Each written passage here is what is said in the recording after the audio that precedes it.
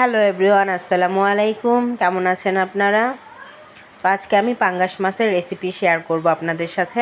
তো এই যে দেখেন বড় লেজটা, এখানে পিস পেটি সবই আছে সব।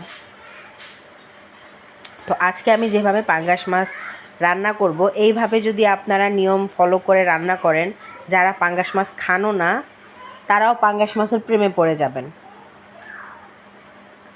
তো আমি আজকে কিভাবে রান্না করি, ধৈর্য ধরে আমার সাথে পুরো ভিডিওটা থাকবেন, দেখবেন যে আমি কিভাবে রান্না করি। তো এখানে আমি লেবু চিপে নিয়েছি, লেবুটা দিয়ে ভালো করে মাখিয়ে রাখছি আধা ঘন্টার মতো, কারণ লেবুতে আপনার পাঙ্গাস মাছের যে একটা গন্ধ থাকে সেই গন্ধটা বের হয়ে যাবে। তো এই তো আমি এখন এটা আবার ভালো করে ধুয়ে নিয়েছি, এখন আর লেবুর রসের গন্ধটা নেই। এখানে আমি পরিমাণ মতো তেল দিয়ে দিয়েছি। আমি আজকে পাঙ্গাস মাছের তেল দিয়েই মাছটা রান্না করব, এর জন্য বেশি তেল দেইনি, কারণ পাঙ্গাস মাছ এমনিতেই তেল ওঠে। তো এই তেল দিয়ে আমি আরও তেল বানাচ্ছি। বেশ অনেকটা তেল হয়ে গিয়েছে, দেখতেই পাচ্ছেন আপনারা, অনেকটা তেল হয়ে গিয়েছে।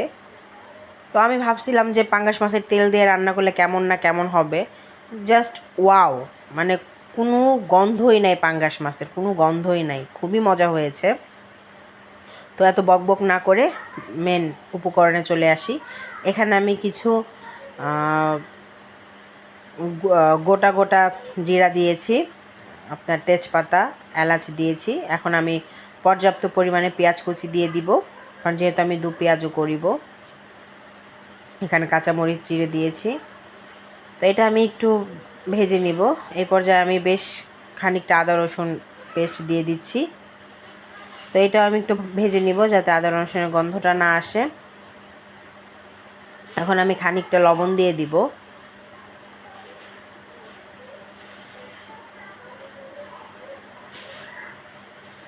তো এই পর্যায়ে আমি মশলা দিব।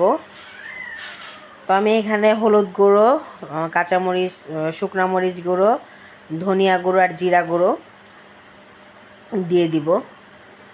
মানে জিরা ফোড়ন আমি এর আগে ফার্স্টেই দিয়েছি।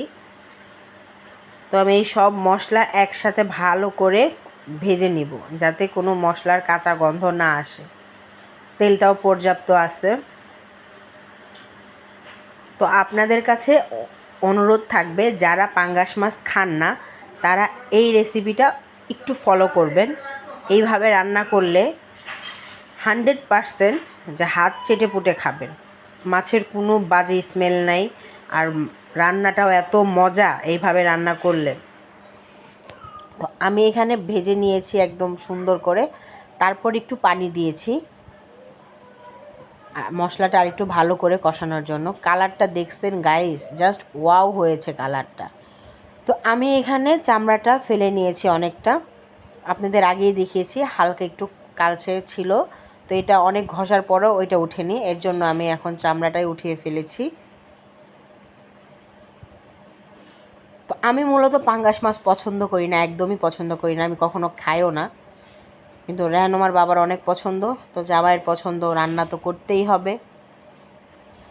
এখন আমি মাছগুলো দিয়ে দিব। তো মাছগুলো দেওয়ার পরে আমি বেশ খানিকটা সময় নিয়ে কষিয়ে নিব, প্রায় 10 থেকে 12 মিনিট কষিয়ে নিচ্ছি। তার কারণ যত ভালো কষাবেন তত মাছের ভিতরে মশলাটা যাবে, আর মশলাটা গেলে মাছটা খেতে বেশি মজা লাগবে। তো এখন আমি টমেটো কুচি দিয়ে দিয়েছি। এই দেখেন একদম তেল উঠে গিয়েছে।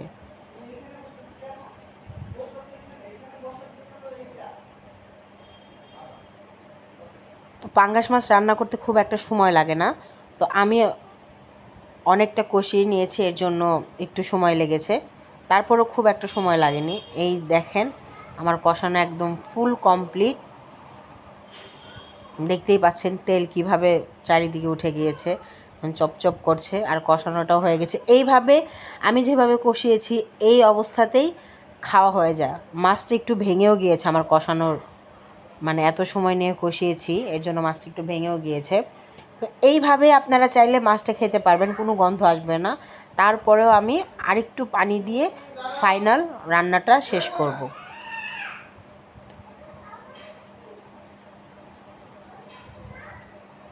এখন আমি এখানে জিরে গুঁড়ো দিয়ে দিচ্ছি, তারপর গরম মশলা গুঁড়ো একটু দিয়ে দিব।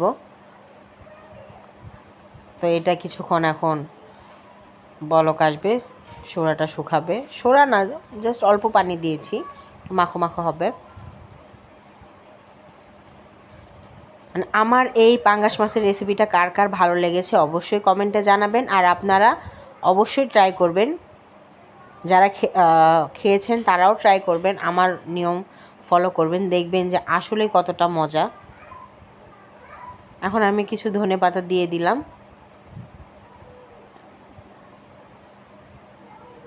এই তো আমার এটা প্রায় হয়ে গিয়েছে, আর একটু আপনাদের সাথে ফাইনাল লুকটা দেখাবো।